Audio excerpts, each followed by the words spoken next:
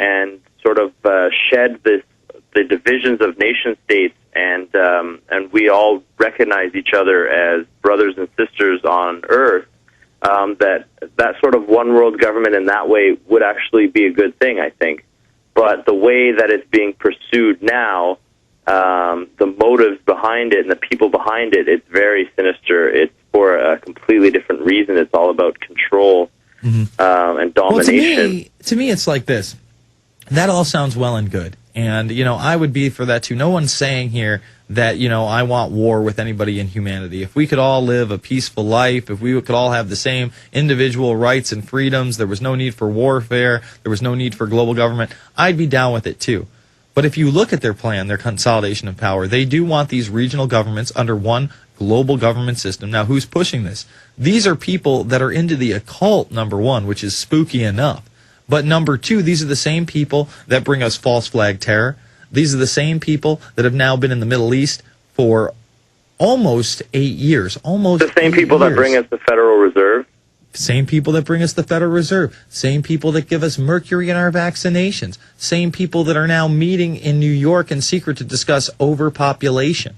Right. To me, it comes down to two things. Control over the money. They want one world bank, so they control all the money of the world, one world currency. And like you said, control over the population. These people, a lot of them, like Alex always talks about it, they're eugenicists. They believe the world is overpopulated. There's way too many useless eaters. Need to eliminate a huge percentage of us. I mean, the Georgia Guidestones is a perfect example of their belief system. So, yeah, it's in a way it's pure evil. There's no other way to put it. What they want to do. Yeah, and I always want to warn people that even if the end game looks good, something like a zeitgeist addendum, realize that that's the end game of the elite as well. They would love us all to live in similar housing, to have restrictions on how many kids we could have, to not have jobs, to dress the same way, to look the same way, to be part of a cashless society control grid, a new technocracy. That's what this is leading into. But if you read the fine print, about 80% of us won't be here to enjoy it. And, the ones that do survive, we're not going to live like the elite. We are literally going to become their slave race. And with people, I had to see a story this week on CNN about a cop in Miami who took a chip in his arm, and he's encouraging other police officers to take a chip in his arm. We know that in 2004, the Mexican government implemented the chip system. RFID technology is only getting bigger and better, but not really bigger, smaller. When I say bigger, the companies are just getting bigger, and the applications are getting even more mind-blowing in my eyes. I mean, we had to run that story last week where the CIA was playing, quote-unquote, Islamic militants to take these little microchips about the size of a grain of rice and throw them into homes of other militants, and then a missile would find the chip and blow the house up. Well, then the guy came clean and said, well, actually, they were paying me so good, $122 a handful, that I just started throwing them anywhere, in any home. So this guy was killing innocent women and children by biometric RFID chips. I mean, this is insanity on another level, and that's what's happening now. That's what's happening today. And I don't see our country getting out of the Middle East whatsoever. I don't see, Canada saying, oh, the United States is out of control, we need to oppose their policies. I see them arm in arm, and that's what this conference is about. Growing the relationship not only between Canada and the United States, but Canada, the United States, and Mexico for this North American Union.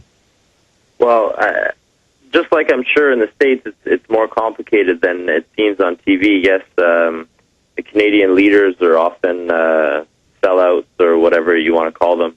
But I mean, just like in the States, how you have a lot of people who are, pro Ron Paul, pro audit the Fed and the Fed. There's a whole underground movement that you don't really hear about in the mainstream. It's the same up here, at least in Quebec.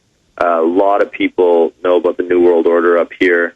I mean, ever since I was a kid, as far back as I can remember, when you take the highway to go from Montreal to Quebec City, one of the overpasses is spray painted INFOWARRIOR.com. I mean, that's been there forever. I can't tell you how long that's been there.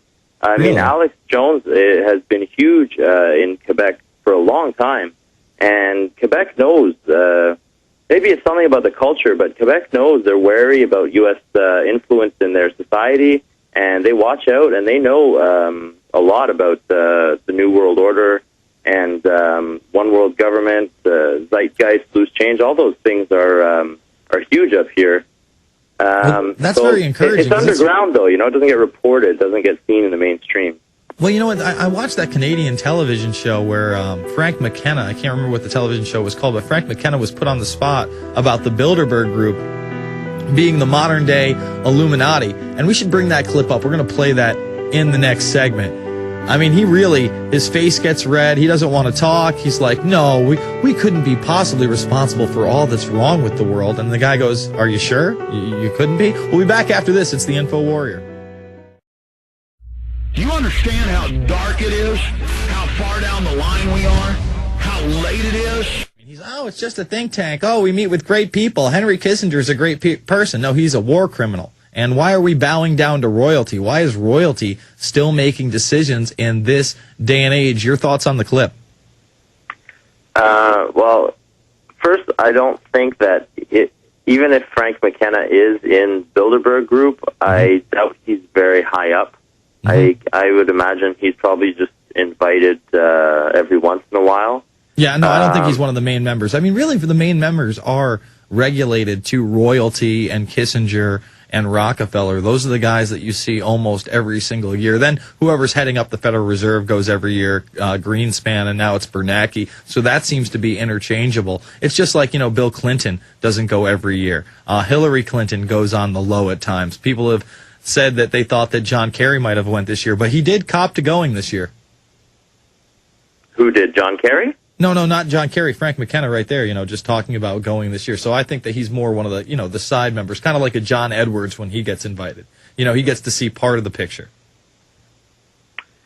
Yeah, I don't know. Like, I have my doubts about how much they let know people like John Edwards and all them who go. I think that a lot of it is probably kept secret.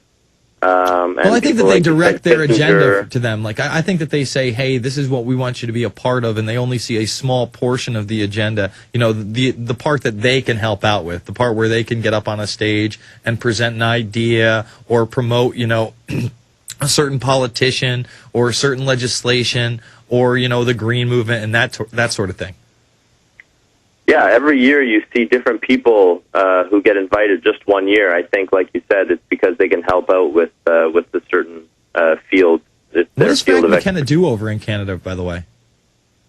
Frank McKenna he was a politician, if I'm not mistaken. It was in the Maritimes, it was either New Brunswick or Nova Scotia. I can't remember. He was the premier of one of the provinces. Yeah, he's a politician up here in Canada, but like I said, I don't think he's very high up in the Bilderbergers. He probably went either because they needed something out of him with his connections, or because he's taken another post. He might be a diplomat now or something like that. Gotcha. Sam, sure. well, in closing, Sam, how can people help you? How can people help you get this information out? Well, right now, to get this information out, I mean, already Alex, he put the article up on Prison Planet, and he had me on for an hour today, which was amazing. I definitely didn't expect that. Is there a website? Basically, well, there's Montreal 911truth.org. That's our website, and we are trying to organize as many people in Montreal who know about the New World Order, who know about false flag terrorism, so that we can all get together, and that's our main priority right now. If you're out in Canada, Montreal 911truth.org. Go help Sam Labrier right now. Thanks for coming on.